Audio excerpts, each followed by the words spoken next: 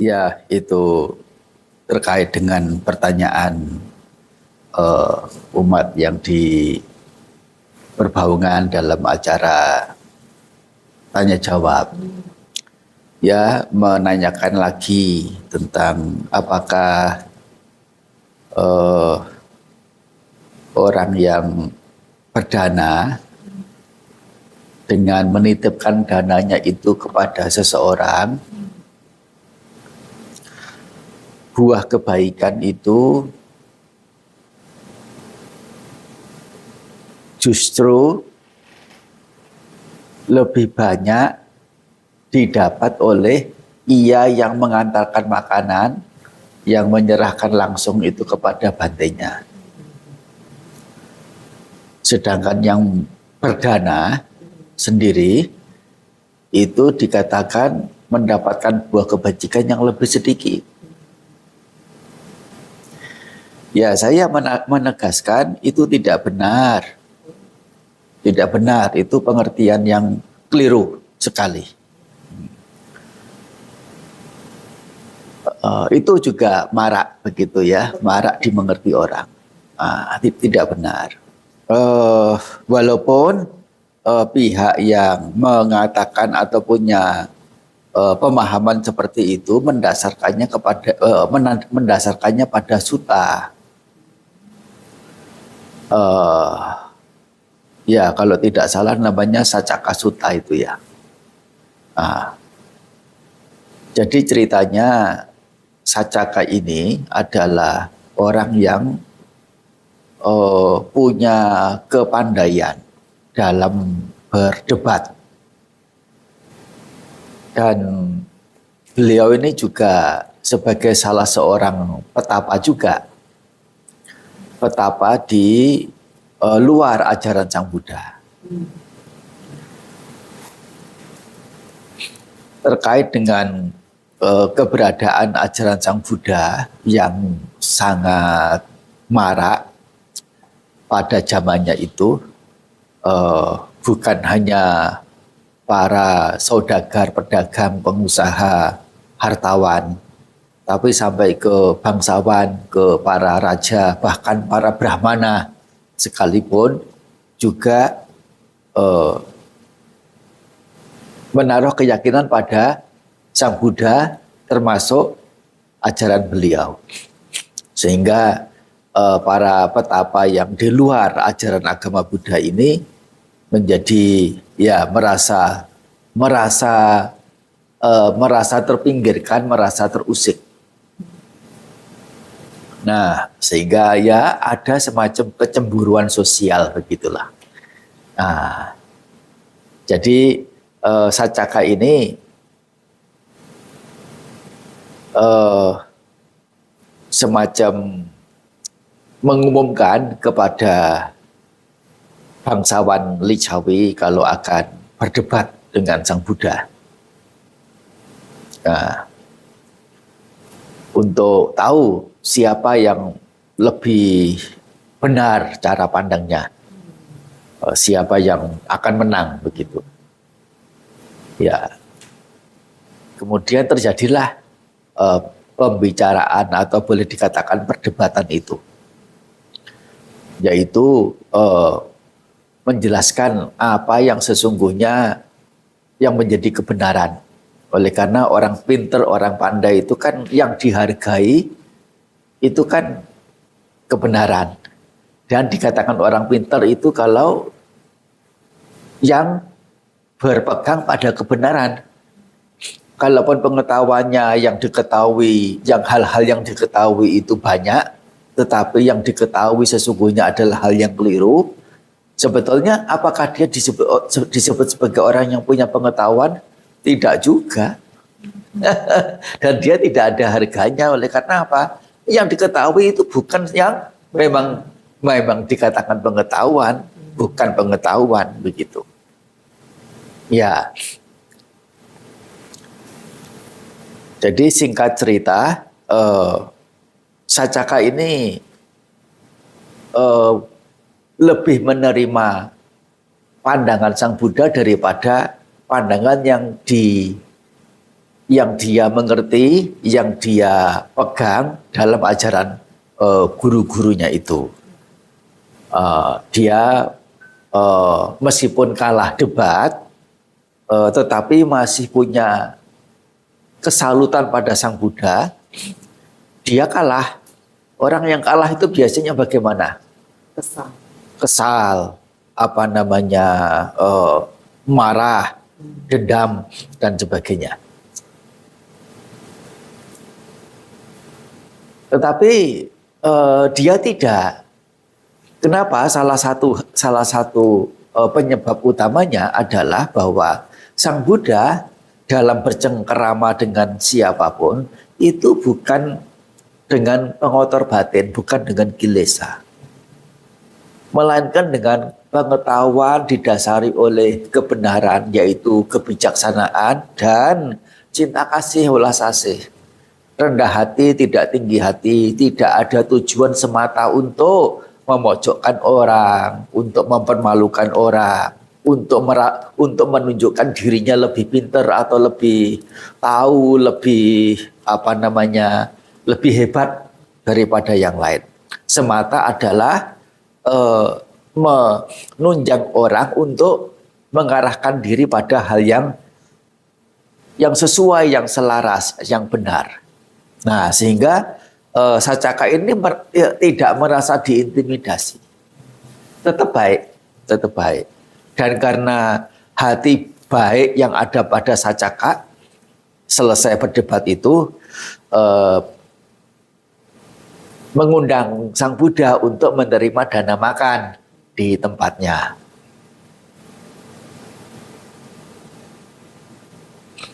Karena Sacaka ini adalah juga petapa yang hidup hari-hari itu ditopang oleh masyarakat dengan memberikan makanan minuman. Sacaka juga demikian. Sehingga oleh karena kelompok Paribajaga ini, yaitu kelompok sistem keyakinan yang Sacaka ikuti, istilahnya adalah Paribajaga ini, punya kedekatan emosional dengan keluarga bangsawan di sana, yaitu namanya bangsawan Licawi. Bangsawan Licawi ini beberapa atau sebagian, atau boleh dikatakan sebagian besar, itu juga punya keyakinan pada Sang Buddha juga, sehingga punya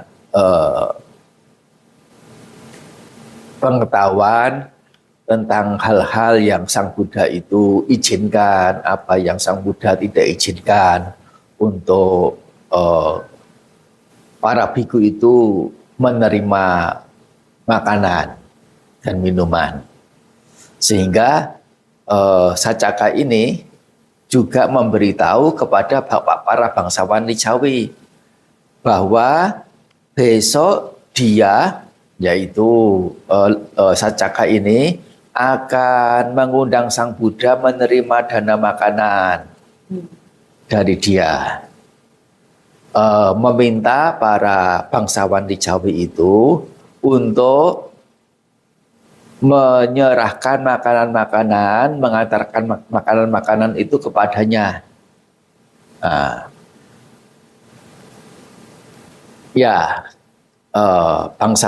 Para bangsawan Licawi ya dengan senang hati ya memberikan apa yang bisa dia berikan ya kepada Sacaka ini. Tiba waktunya Sang Buddha datang menerima dana makanan, bersantap, selesai dengan makanannya, dengan bersantap makan itu, Sacaka ini kemudian mendekat kepada Sang Buddha dan berseloroh, Bante, sangat besar ya buah kebajikan bangsa Licawi ini, bangsawan Licawi ini. Sangat besar buahnya, sangat besar hadiahnya, sangat besar pahalanya. Sang Buddha kemudian menyangkal, tidak Sacaka, buah kebajikan yang bangsawan Licawi dapatkan bukan buah yang besar. Justru buah yang besar, pahala yang besar ada pada Anda. Nah, mengapa? Karena Anda berdana kepada seseorang yang telah terbebas dari pengotor-pengotor batin, loba, dosa, moha. Sudah mencapai kebijaksanaan tertinggi, menembus 4 kebenaran Arya. Ya, menjadi kina sawa, menjadi orang yang telah terbebas dari pengotor batin. Nah, seperti layaknya kita mengucapkan kalimat Arahang sama Sambuddho Bhagawa. Nah, seorang yang suci, yang punya kebijaksanaan dan punya kewelas asihan. Nah, itu Anda mendapatkan buah yang besar oleh karena berdana kepada seorang sama Sang Buddha. Sedangkan para bangsawan Licawi itu berdananya kepada Anda yang belum bebas dari loba, dosa, moha, sehingga buahnya tidak sebesar Anda yang berdana kepada sosok orang yang telah terbebas dari pengotor-pengotor batin. Dan itu bukan mengacu kepada pribadi Sang Buddha satu orang saja. Orang yang memungkinkan terbebas dari loba, dosa, moha bukan satu-satunya individu, yaitu Sang Buddha saja. Sang Buddha tidak klaim seperti itu, tetapi juga para sawaka ya yang telah menembus dhamma, nah mencapai tingkat kesucian, itu juga punya kesucian, punya kebijaksanaan yang setara dengan Sang Buddha. Nah, begitu. Termasuk juga Sang Buddha menyatakan bahwa sebelum beliau sudah ada sama Sang Buddha yang tidak terhitung jumlahnya. Yang akan datang juga akan ada sama Sang Buddha tidak terhitung jumlahnya. Apalagi Pacceka Buddha, yaitu orang yang menjadi Buddha melalui cara sendiri tetapi dengan paramita yang jauh lebih sederhana. Cukup untuk mengantarkan diri ke penyelesaian perjalanan samsara, ya mengatasi duka secara selaras itu untuk diri sendiri, ya tanpa didasari dengan kemampuan-kemampuan tambahan dalam memberi penjelasan kepada kebanyakan orang. Namanya Pacceka Buddha. Satu lagi adalah jenis Sawaka Buddha sebagaimana yang tadi dijelaskan, yaitu murid-muridnya sama Sang Buddha yang telah mencapai tingkatan kesucian. Jadi Sang Buddha tidak klaim bahwa hanya berdana kepada diri beliau satu orang saja itu yang memberikan buah kebajikan yang lebih besar. Beliau mengatakan dana kepada ia yang seorang sama Sang Buddha. Itu lebih besar dibandingkan dengan berdana kepada mereka yang masih memiliki loba, dosa, moha. Nah, di situ letaknya. Jadi bangsawan Licawi itu bukan menitipkan dananya kepada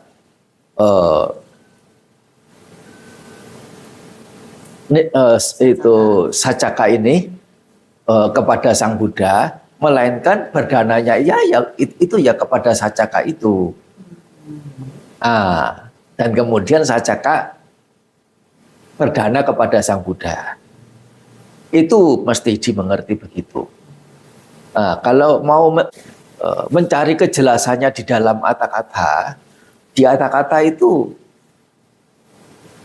justru menandaskan apa yang ada di dalam sutta itu, bahwa sesungguhnya yang Sacaka katakan itu tidak sesuai, oleh karena dana yang besar itu dilakukan oleh dirinya, bukan oleh para bangsawan Lijawi itu. Nah, jadi sehingga memberikan buah yang berbeda. Sacaka bukan pengantar, dia menerima dana dan dan juga pemberi dana. Begitu. Berarti, ceritanya begitu. Penting berarti dalam konteks hari ini misalnya berarti saya ibarat kayak sacaka gitu ya berarti ya. Kan teman menitipkan kepada saya untuk mendanakan makanan hari ini kepada anggota Sangga Bante. Itu tidak.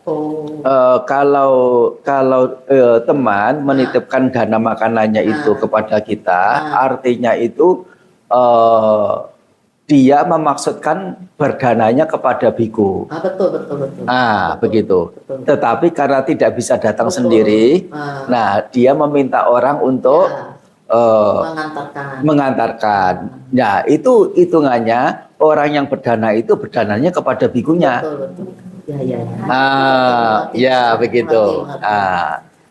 Ya seperti misalnya, kalau yang mengantar ini punya keyakinan, punya kepercayaan pada kebaikan. Saya punya andil dalam kebajikan ini. Setidaknya buah kebajikan dari berdana ini saya juga punya bagiannya. Punya bagian karena telah melancarkan tindakan kebajikan ini. Itu yang pertama. Yang kedua, dengan beranumodana, yaitu dia yang telah punya niat baik, punya pemikiran baik, punya perbuatan baik, ini saya turut bersenang bersukacita atas kebaikan yang telah dia lakukan. Nah, ini juga kebajikan yang memungkinkan untuk ditumbuhkan, yaitu turut beranumodana. Begitu. Itu adalah konteksnya ya, begitu. Tetap yang berdana ya, yang menerima buah kebajikan yang besar, ya, artinya itu kepada yang dituju itu. Dalam hal ini adalah konteksnya, misalnya Ibu Wisaka begitu, tidak selalu dengan dirinya sendiri berdana kepada biku sangga, meskipun setiap hari ada sekitar 500 biku datang ke rumah untuk menerima dana makan. Tidak setiap hari beliau yang menyerahkan sendiri, tetapi yaitu beliau tetap yang dikatakan yang berdana kepada biku sangga. Yang menyerahkan, yang mengantarkan makanannya kepada para biku, ya tergantung yang masing-masing yang bersangkutan, punya nilai kebajikan, mengerti kebajikan, ya turut bersenang atas kebajikan itu, ya sangat variatif. Tetapi bagi mereka yang tidak punya pengertian tentang kebajikan, ya, dan tidak punya keyakinan terhadap hal-hal seperti itu, ya akan mendapatkan buah kebajikan yang besar bagaimana? Iya kan? Misalnya pengantar, gitu ya, pengantar dalam bentuk profesional, ya itu pengantar online, ya mungkin dia akan menyerahkan langsung kepada pihak penerima, kepada bikunya. Dia nggak ngerti juga. Iya. Bagaimana dikatakan menerima buah yang lebih besar? Itu secara nalar orang awam saja sudah tidak masuk. Ya toh, kita beragama Buddha itu yang nalar saja. Tidak usah yang aneh-aneh. Yang aneh-aneh yang di luar dari kewajarannya. Ya kalau mau ditelusuri lagi, misalnya dengan mengaitkan satu suta yang ada istilah menyerahkan dengan tangan. Ya, kalau dalam bahasa Palinya itu hathato. Nah, itu juga bukan berarti harus dengan tangan. Soalnya apa? Soalnya kata hathato itu punya konteks sebagai bentuk penghargaan. Yaitu berjajar dengan kata-kata yang lain. Sakato, garu katato, atau garu kato, hathato, semana to. Nah, misalnya dengan penghargaan, dengan penghormatan, dengan kesalutan. Nah, salah satunya adalah dengan tangan, hathato, dengan tangan. Ini maksudnya apa? Yaitu bersinonim itu. Satu kesatuan, punya kepadanan, yaitu penghargaan, kesalutan, penghormatan, dan sebagainya, dan sebagainya. Ya, jadi jangan dipisah. Ya, ini itu buktinya, itu dengan tangan sendiri. Nah, begitu. Itu asumsi ya, Bante? Bukan, boleh dikatakan asumsi pribadi, ya, atau apa namanya sebagai ya semacam mencari-cari bukti begitu ya. Mencari-cari bukti ya. Itu konteksnya berbeda soalnya. Konteksnya berbeda. Oleh karena apa? Memang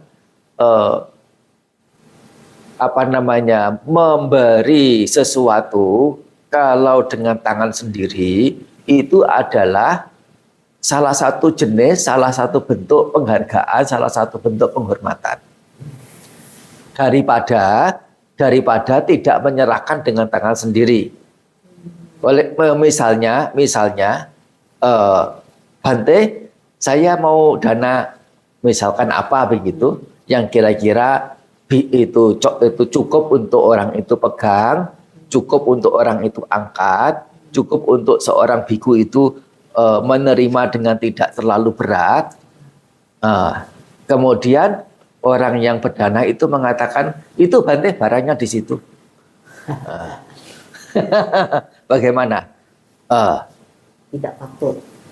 Ya itu patut-patut saja untuk yang memang kurang punya penghormatan. Begitu. Jadi bukan konteksnya harus diserahkan sendiri, bukan. Itu apa namanya, lewat pengantar atau tidak. Kalaupun tidak lewat pengantar, bisa juga tidak menyerahkan secara langsung. Yaitu apa? Dengan menunjuk, itu Bante di situ barangnya. Begitu. Demikian pula biku yang menerima. Biku yang menerima juga bukannya tanpa penghargaan, tanpa penghormatan. Di dalam segia peraturan para biku, sakacang pindah patang, patigahe sami, saya akan menerima makanan dengan penghargaan, yaitu menerima dengan tangan. Soalnya kalau salah satu bentuknya bukan keharusan, ya salah satu bentuknya, atau bukan satu-satunya. Dengan itu dengan tangan itu sebagai bentuk penghormatan. Salah satunya itu adalah menerima dengan tangan sendiri. Itu juga bentuk penghargaan juga. Misalnya ada umat mau berdana, tangannya sudah siap untuk menyerahkan barangnya kepada bikunya. Bikunya mengatakan, letakkan situ. Ya, begitu. Jadi konteksnya apa? Hathato itu penghormatan, penghargaan. Begitu. Jadi jangan dicampur adukkan lewat pengantar atau apa dan sebagainya, tidak begitu. Jelas ya? Jelas sekali, Bante. Jadi tercerahkan. Karena selama ini tanpa disadari mungkin ada sedikit pandangan salah yang kita yakini. Ya itu untuk meluruskan, bukan untuk mengalahkan seseorang, bukan untuk memojokkan, bukan.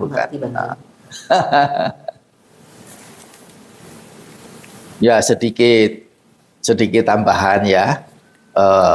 Mungkin ada juga situasi yang mana biku yang menerima itu tidak menerima langsung, yaitu meminta yang perdana itu untuk meletakkannya di satu tempat. Nah, itu mungkin ada juga karena bikunya tahu itu adalah bukan barang yang patut untuk biku menurut waktunya, atau menurut jenis barangnya.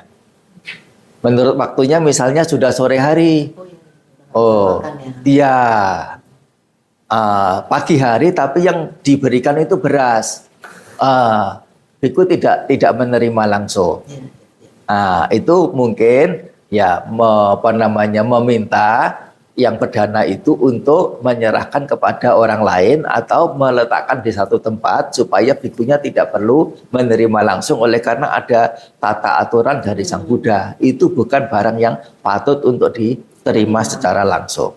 Jadi jangan nanti kata-kata saya dijadikan dasar untuk menunjuk seorang biku telah melakukan hal yang salah terhadap berumah tangga, yaitu tidak menerima langsung. Nanti jadi masalah lagi. Iya. Baik.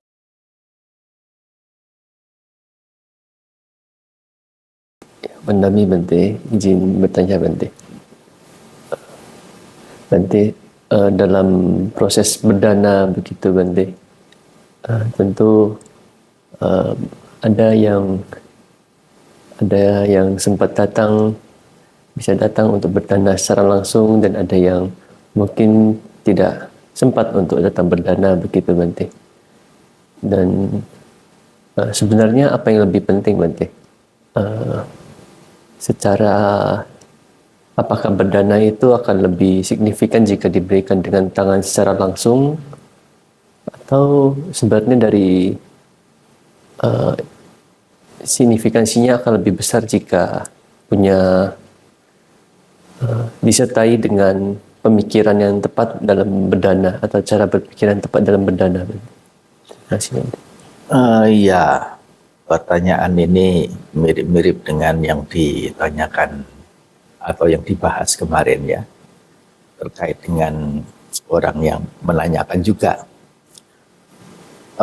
Tentu dalam berdana itu banyak hal, misalnya barang yang didanakan itu ya dihasilkan dari pekerjaan yang selaras, terlebih adalah pekerjaan yang tidak melalui pelanggaran sila.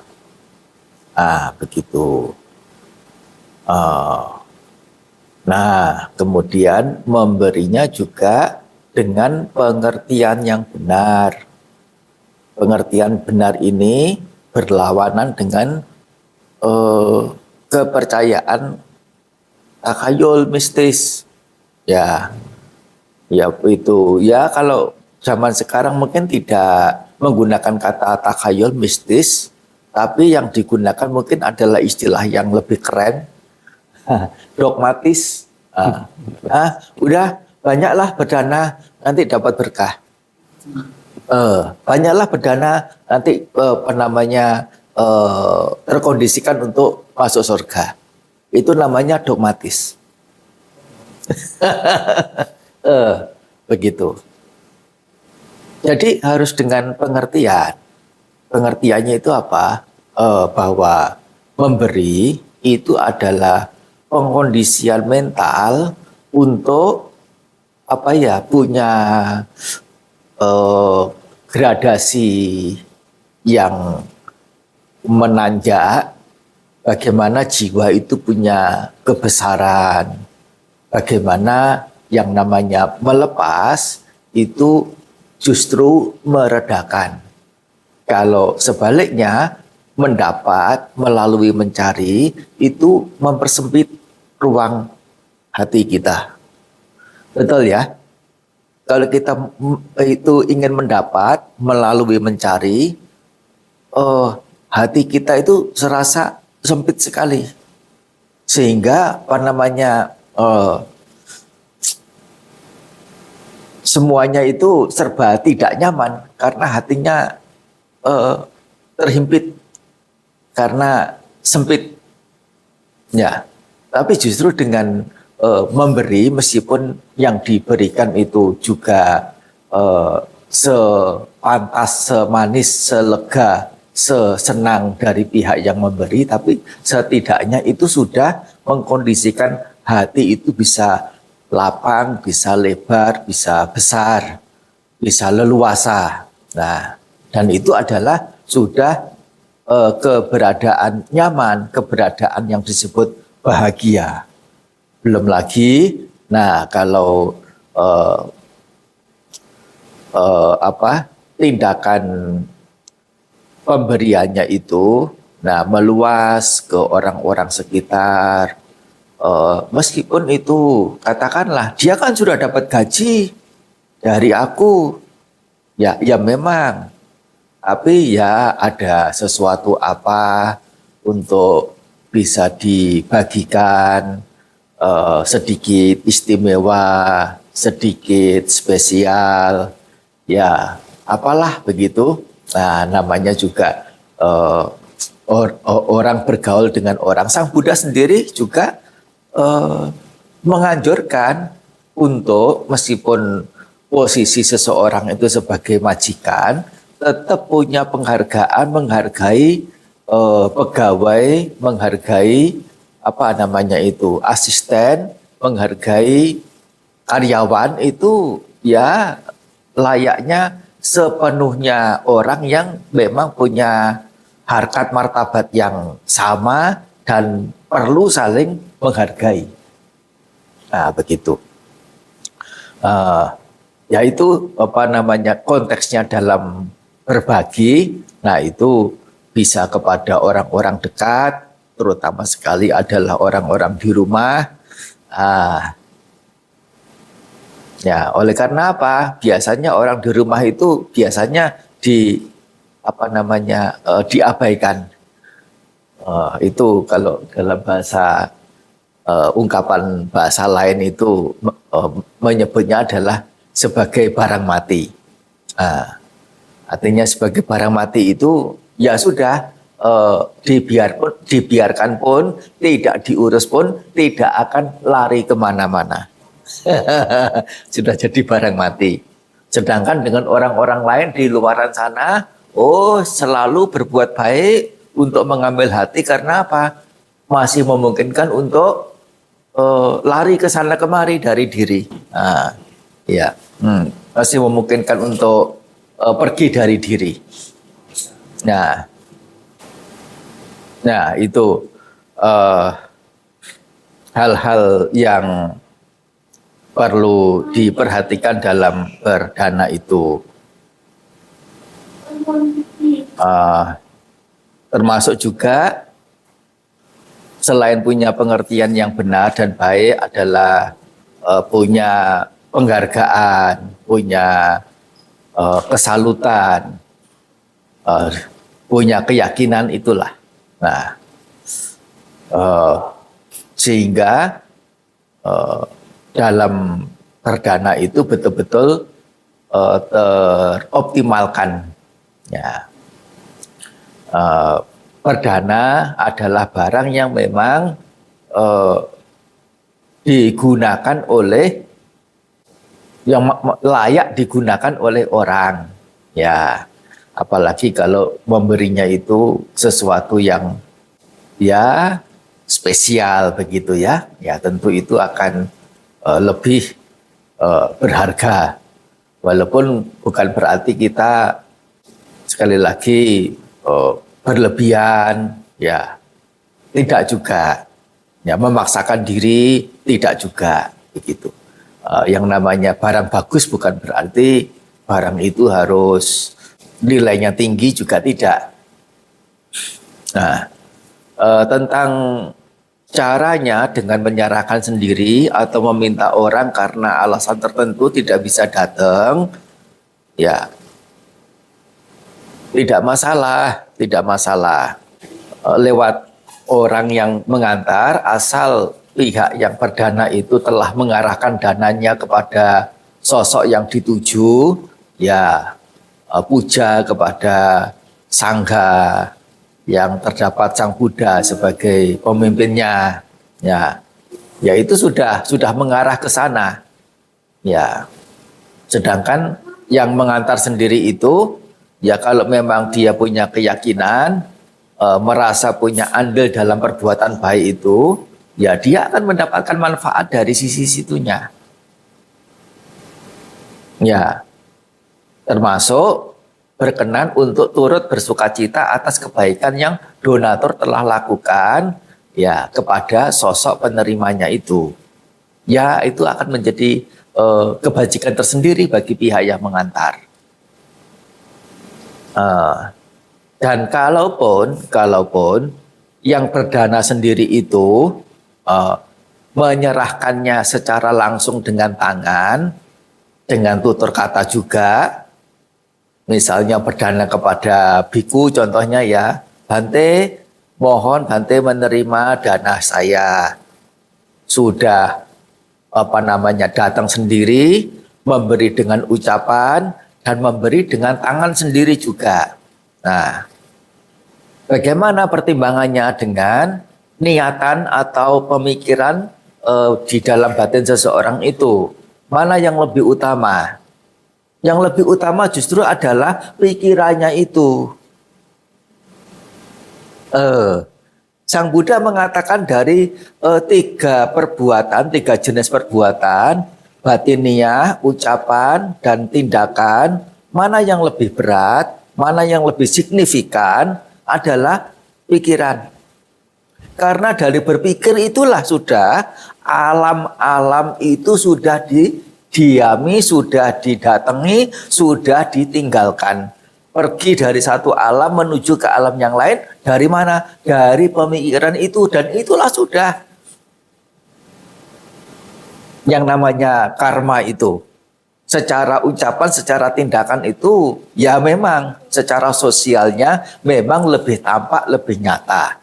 Tetapi sebagai penentunya itu bukan dari semata-mata ucapannya, tindakannya, melainkan dari pikirannya itu. Mana yang lebih signifikan secara ucapan, tindakan, atau pikiran dalam seseorang berbuat atau melakukan karma? Cetanahang bikawe kamang wedami.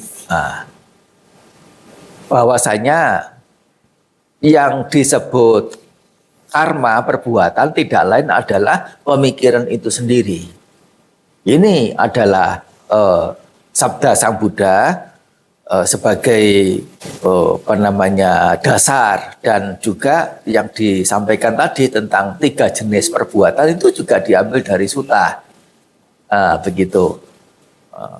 Ya tentu kalau seseorang itu selain dari muncul dari pemikiran, menyertakan ucapan yang disertai juga dengan bukan hanya pemikiran saja, tetapi juga perasaan-perasaan yang positif yang disertakan di dalamnya. Ya, kemudian dengan tindakan, ya, dengan tangan menyerahkan, dengan kaki untuk melangkah, mendekat, ya. Itu semuanya juga sesuatu yang ya memberikan pengkondisian yang lebih optimal dalam seseorang itu berbuat bajik. Ya, semalam saya membaca sekilas tentang riwayat hidup Bante Wakali menjelang beliau meninggal dunia, atau yang dibilang itu parinibbana. Ya, sewaktu sakit itu sudah pengen jumpa Sang Buddha. Jadi meminta biku untuk memberitahu bahwasanya beliau sedang sakit, jika Sang Buddha punya berkenan hati bisa datang menengok demi anukampa, demi kasih sayang, begitulah.